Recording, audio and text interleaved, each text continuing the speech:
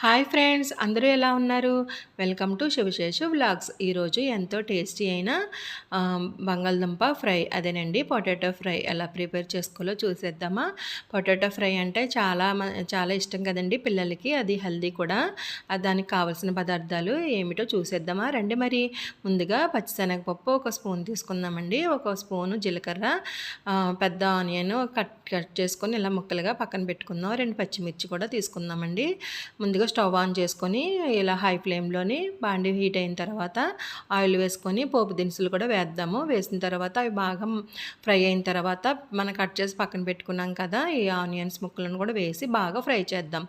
మనం ఈ లోపల మనం కట్ చేసుకొని పక్కన పెట్టుకున్నాం కదా బంగాళదుంపలు, ఇలా చిన్న చిన్న ముక్కల కింద కట్ చేసుకొని మనం వాటర్లో కొద్దిగా సాల్ట్ వేసుకొని బాగా కడిగి ముక్కలు వాటర్ లేకుండా పక్కన పెట్టుకోవాలండి.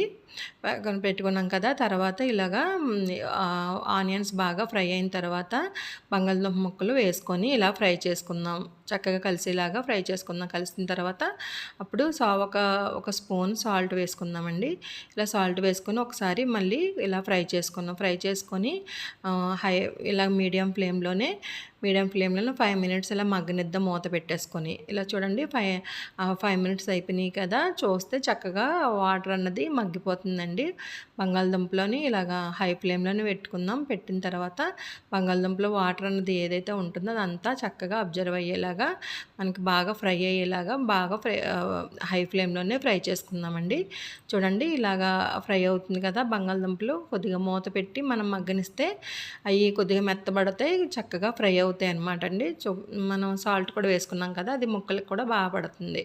చూడండి ఒకసారి మళ్ళీ ఫ్రై చేసుకొని మీడియం ఫ్లేమ్లోనే ఒక్క 5 మినిట్స్ మళ్ళీ మగ్గనిద్దాం. మగ్గనిచ్చిన తర్వాత మూత తీసి చూసినట్లయితే చక్కగా వాటర్ అన్నది మగ్గిపోతుంది కదా. ఇప్పుడు హై ఫ్లేమ్లో పెట్టుకొని బంగాళదుంపలు బాగా వాటర్ అన్నది అసలు ఏమీ లేకుండా ఫ్రై చేసుకుందాం.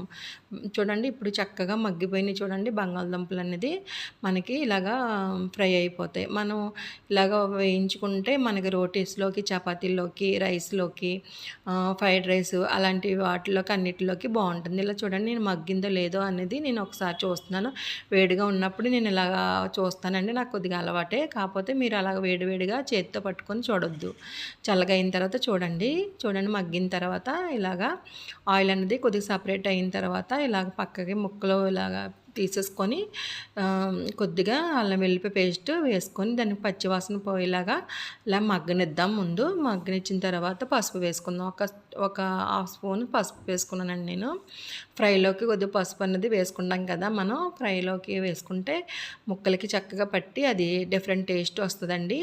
అల్లం వెల్లిపాయ పేస్ట్ వేసుకుంటే చాలా బాగుంటుంది. మనం పోపు దినుసులు వేసుకొని అలాగ ఫ్రై చేసుకునేది అది డిఫరెంట్ టేస్ట్గా ఉంటుంది. కానీ ఇలా అల్లం వెల్లిపాయ పేస్ట్ వేసుకొని కొద్దిగా మసాలా పౌడర్ కూడా వేసుకొని ఇలా ట్రై చేసి చూడండి. మీరు ఫ్రై లాగా ఉంటుంది, ఈవెన్ కర్రీ లాగా కూడా ఉంటుంది.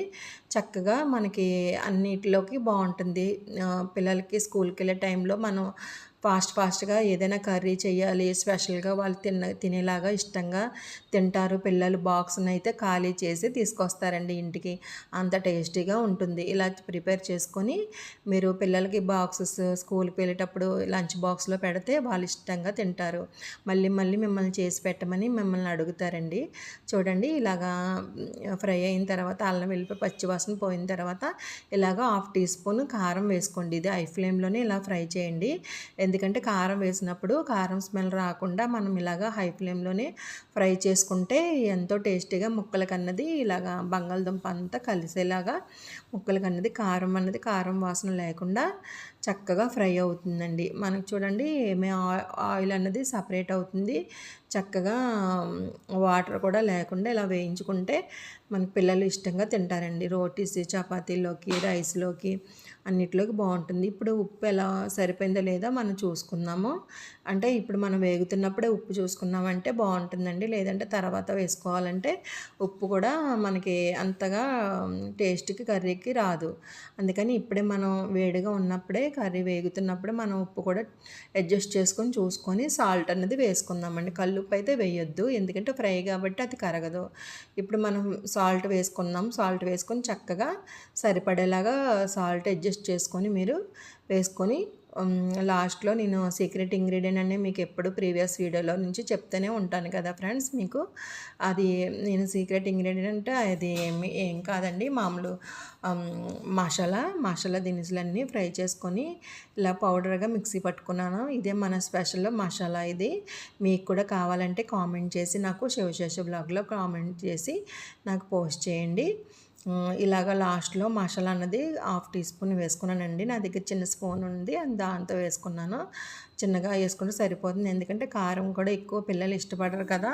పిల్లలకు సరిపడే టేస్ట్‌లో మనం కారం కూడా అడ్జస్ట్ చేసుకొని, కారం మసాలాలు అన్నీ సరిపోయేలాగా వేసుకుంటే పిల్లలు కూడా ఇష్టంగా తింటారండి. చూడండి, సిమ్‌లోని మనం మసాలాలన్నీ వేసుకున్నాం కదా, కారం అన్నీ వేసుకున్న తర్వాత మసాలా కూడా వేసుకున్నాం కాబట్టి ఇలా ఒకసారి కలుపుకొని సిమ్‌లోనే పెట్టుకొని ఒక 2 మినిట్స్ మూత పెట్టి మగ్గనిద్దామండి. చూడండి, చక్కగా వేగిపోయింది కదా, మసాలా అంతా గుమగుమలాడుతూ చక్కగా ఉంటుంది.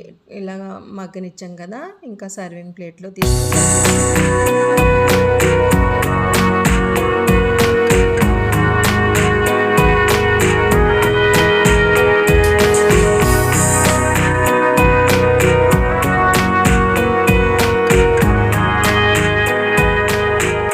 సర్వింగ్ ప్లేట్లో తీసుకున్నాం కదండి. మీరు కూడా టేస్ట్ చేసి చూడండి. అది మీరు కూడా ప్రిపేర్ చేసుకొని కామెంట్ చేసి, లైక్ చేసి, షేర్ చేయండి. శివశేషి వ్లాగ్‌ని సబ్స్క్రైబ్ చేసుకోవడం అస్సలు మర్చిపోద్ది ఫ్రెండ్స్. ఉంటాను మరి. చూడండి ఎంత బాగుందో, ఎంత యమ్మీ యమ్మీ టేస్ట్, పిల్లలు కూడా ఇష్టపడే టేస్ట్ అనమాట. మీరు కూడా ఈజీగా ఇంట్లో ప్రిపేర్ చేసుకొని నాకు కామెంట్ చేసి సబ్స్క్రైబ్ చేయడం అస్సలు మర్చిపోవద్దు. శివశేషి వ్లాగ్‌ని సపోర్ట్ చేస్తారని నేను ఈ వీడియో చేస్తున్నాను. చూడండి ఎంత బాగుంది కదా, కర్రీ అన్నది చాలా బాగుంది కదా. చూడండి, మీరు కూడా ప్రిపేర్ చేసుకోండి. ఉంటాను మరి. Bye friends.